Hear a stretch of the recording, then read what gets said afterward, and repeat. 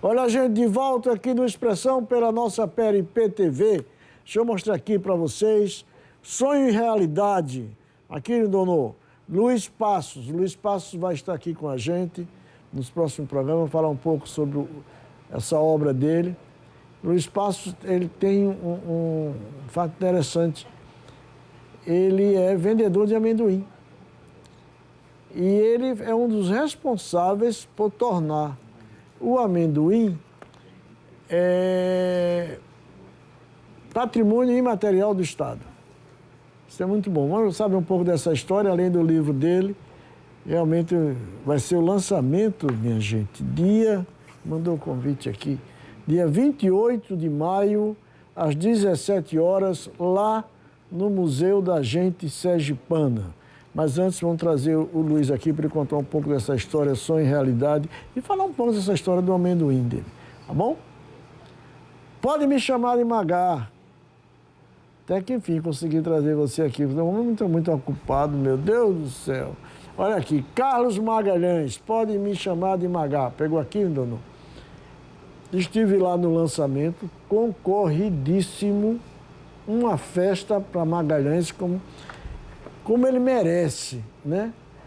E você tem se destacado, meu amigo Camilo, como um dos mais, como é que eu diria, quando a gente escolhe procurados ghostwriter, ghostwriter, é isso, ghostwriter, que é o que escreve sobre pessoas, né, sobre histórias, biografias e tal.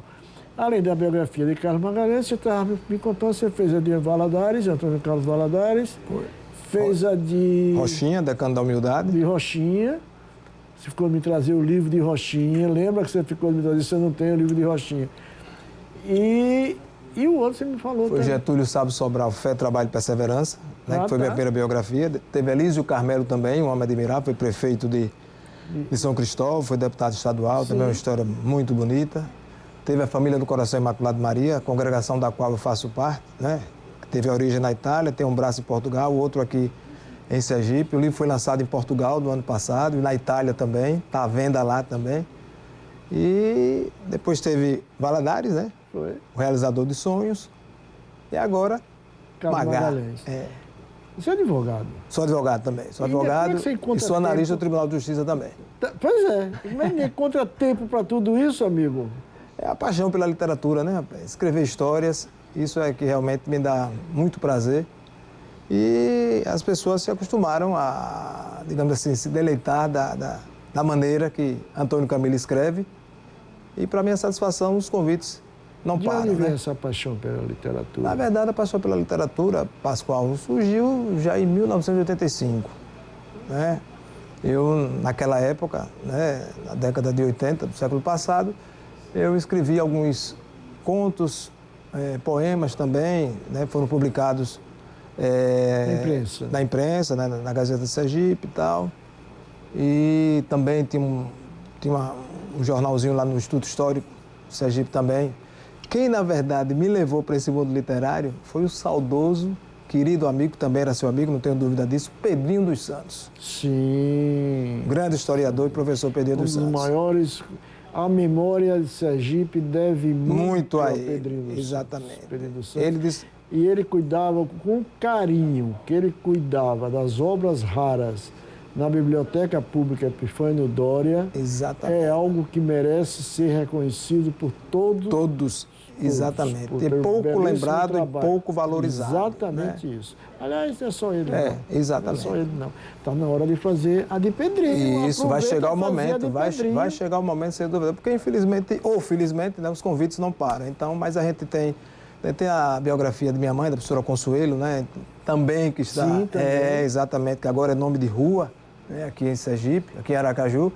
Mas estava faltando, na verdade, essa homenagem a ela para deixar a biografia dela completa. Mas a de Pedrinho também vai chegar. Então, Pedrinho descobriu essa veia literária, me convidou, a gente começou em... Ele vivia me cobrando isso. Por que você vai escrever? Não, Pedrinho, não tem tempo. Não, Pedrinho, não, Pascoal, você precisa contar tem tanta história, tanta história. Eu chegava lá na biblioteca, era horas e horas de conversa, horas e horas. Isso de maneira amadora, digamos, no jornal. Em 2013 foi que eu comecei de maneira séria. O primeiro trabalho foi já na literatura, para valer. Para valer foi em 2013. 2013. Um Presente de Deus, Histórias em Versos. Foi no campo do Vecejar, né? É um livro todo em versos, que a gente conta histórias, sempre com, né, a questão da rima, do verso e tal. Mas não é cordel, Não. Histórias em versos, não é cordel, não. Histórias em versos mesmo, né? Olha, interessante, hein? E depois teve o de contos. Esses livros, guardou, não publicou mais, não tem a gente não tem direito de lê-los? Tem. Veja, eu tenho um acervo pessoal, né? Porque todo escritor fica com um pequeno acervo pessoal. Mas alguns, os mais recentes, né? Estão à venda lá na Escariz, você sabe que... Mais recentes você fala, por exemplo, de Magalhães, Valadares... De Rochinha para cá, estão lá. Tem poucos exemplares, porque, para minha alegria também, os livros tiveram sempre boas saídas. Mas tem exemplares lá na Escariz, porque Fátima, Escariz e Paulo, eles reservam aquele estante para escritores sergipanos, né? Tem muito cuidado com a literatura sergipana. Isso, quero dar meus parabéns ao pessoal da Escariz. Inclusive, eles promovem lá, Saracura, que vai falar daqui a pouco com a gente, é testemunha disso, eles fazem um encontro de escritores. Sergipanos, exatamente. Lá na Escariz, que realmente é uma forma de mexer nessa panela, né? Fazer com que a coisa funcione, fazer com que a coisa ande, fazer com que os artistas... É o que eu digo sempre aqui no programa, sabe, Camilo?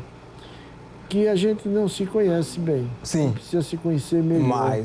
Certo? Eu acho que esse trabalho, por exemplo, que você faz com as biografias aqui, importantíssimo. Exato. Isso me lembra É memória, resgatar, né? Pois é. Isso me lembra muito um querido colega, foi meu colega no ginásio, foi meu colega do científico, foi meu colega de jornalismo, Osmário Santos. Sim. Que fez um trabalho fantástico. Muito bom. Essa Terra é Minha Gente. São 2 livros contando um pouco da história da nossa gente. Infelizmente, Osmário ficou adoentado e teve que parar. Mas era um trabalho fantástico de memória, de preservação da memória. Exatamente, preservação. Acho que é por aí, né? E depois de Um Presente de Deus, Histórias em Versos, né, veio um livro de contos. Porque eu atuei tanto na poesia, como também na prosa, já começando com contos, né, que o título é Contos de Pérola. Foi justamente quando eu fiz 30 anos de casado, bodas de pérola, então resolvi lançar Contos de Pérola, né, que são 30 contos, são, digamos assim, 15 contos que eu chamo de pérolas naturais, que são os contos reais, né, e 15 contos que eu chamo de pérolas artificiais, que são contos fictícios. Ficção. Exatamente. Depois vieram as biografias, que já são 6 ao todo e 8 livros. Como é que você se sente? É uma pergunta que eu gostaria de ter feito já há algum tempo para um bocado de escritores e literatos. Como é que você se sente contando a sua própria história, através de um conto, por exemplo, real? Em contrapartida de uma ficção. Porque, segundo me dizem, toda ficção você leva um pouco da sua realidade. Da sua realidade. Mas quando você vai fazer a realidade, você elimina praticamente... você elimina a ficção. Porque senão não passa a não ser realidade. Exatamente. E como é que funciona isso na cabeça do escritor? A gente procura, na verdade, fazer com que, digamos assim, a maneira de escrever, ela se aproxime, na verdade, da realidade quando você procura construir um conto real. Mas quando você vai para um conto fictício, isso na minha maneira de construir a história, né, você traz um pouco realmente também, né, da realidade. Né? Então é um processo assim, muito, muito gostoso, porque você transita por esses ambientes. Né? Mas na realidade, você conta a história do seu jeito. Né? Exatamente.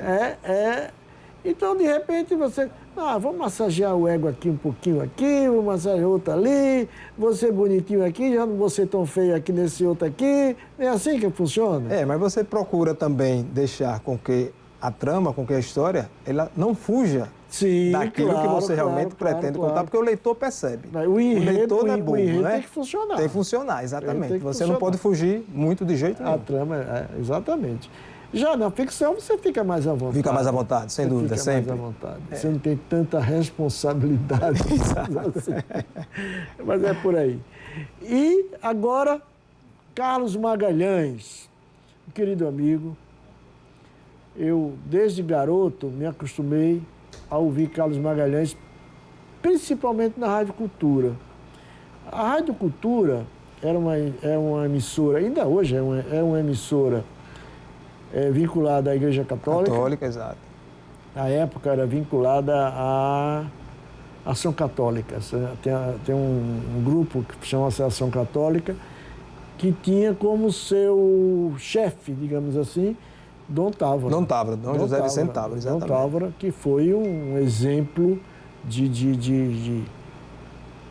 Enfim, ele era muito político também, mas um político muito correto, muito audaz, muito né? E a Rádio Cultura nasceu para ser um grande instrumento de difusão. E durante muitos anos aqui em Sergipe, foi realmente a primeira emissora. A emissora falo primeira em audiência. Tem uma audiência fantástica. Isso. Eu lembro de alguns programas, exemplo do Roteiro das 11, era um programa de auditório que eu toquei muito quando garoto lá no Roteiro das 11, com o Gilvan Fontes. E nomes do Rádio Sergipano que hoje ainda estão na memória. O caso de Reinaldo Moura, enfim, tantos, Acival Gomes, que ainda hoje está... Enfim, tantos nomes da radiofonia sergipana que brilharam na Rádio Cultura. E Carlos Magalhães era um desses nomes. Não só como locutor esportivo, mas também na apresentação de programas. Na apresentação, porque ele é chefe de equipe. Porque ele montou uma equipe de jornalistas e radialistas, enfim, como queira, na Rádio Cultura, no esporte, que Sergipe nunca teve igual.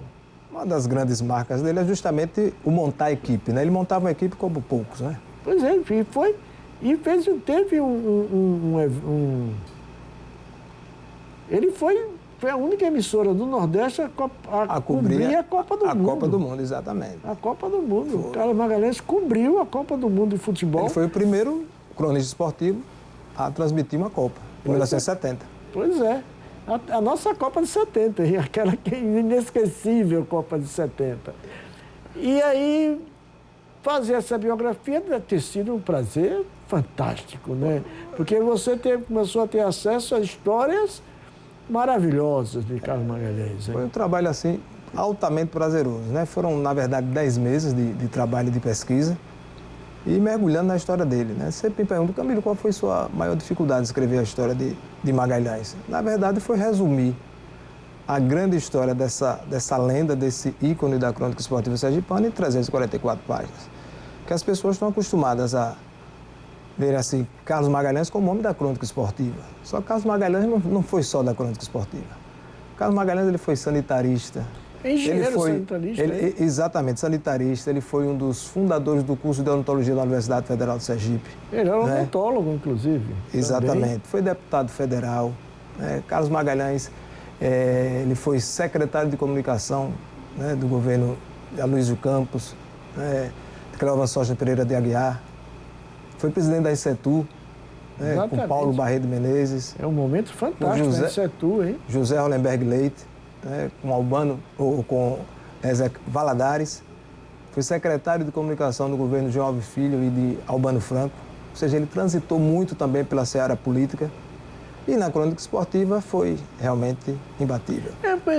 Quando eu fiz a pergunta a você, você como advogado, como jornalista do Tribunal de Justiça, quando isso tanta coisa que você faz, ainda sobra tempo para isso, imagine Carlos Magalhães. Imagine Carlos Magalhães. Imagine Carlos Magalhães. Exatamente. Né? Ele foi representante do governo de Sergipe, né, na época do governo Augusto Franco, né, lá em Brasília. Sim. Ou seja, representou, na verdade, o país, se tratando de artesanato, na época de Figueiredo, né, presidente Figueiredo. Então, ele realmente teve um trânsito em várias áreas, né, em vários campos. E na crônica esportiva, na década de 70, 80 e 90, ele era tido não só como um dos maiores cronistas esportivos do Sergipe, mas do Brasil. Ele era reconhecido dessa forma pelos grandes nomes da época, exemplo de Fiore Giuliotti, de Valdir Amaral, de Jorge Cury, João Saldanha. Grandes nomes, esses grandes nomes, quando vinham aqui para Sergipe, ficavam... Quem hospedava? Carlos Magalhães. Você mostrou uma coisa aqui muito interessante no livro, vou mostrar aqui mais uma vez. Pode me chamar de Magaco. Eu não me incomodo. O grande bordão dele, ele adorou o título, a família adorou, todo mundo. Porque realmente... Pegou aqui, Bruno? Pegou. Pode me chamar de Magaco. Mas tem uma coisa interessante aqui no livro, eu acho que é a primeira vez que eu vejo isso. Aliás, eu vou pedir para você fazer um teste ali. Mas eu vou mostrar aqui antes para... Não, mostrar aqui para o telespectador, olha aqui. No livro nós temos alguns QR Code. Exatamente. Tecnologia. Né?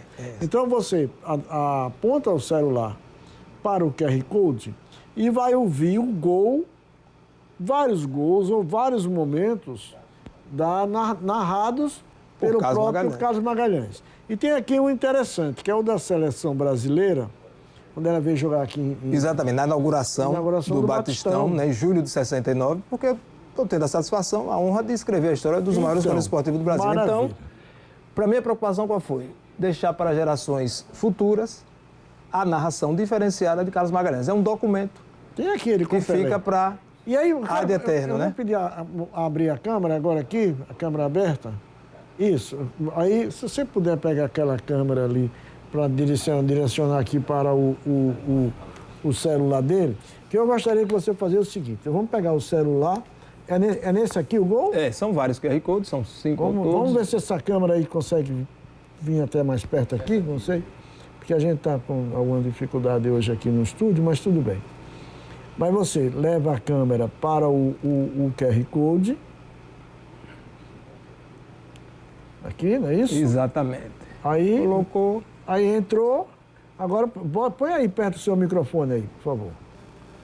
Aí. Chega. Para atacar a seleção sergipana. Entra dentro, recebe, toca pela intermediária. É o Sérgio primeiro trabalhando. Abrindo na direita para a colocação do Evangelista. Evangelista, o Pedro Gavetro, queria empurrar na grande área para Gavetro, recebeu, cantou a passada para a bola!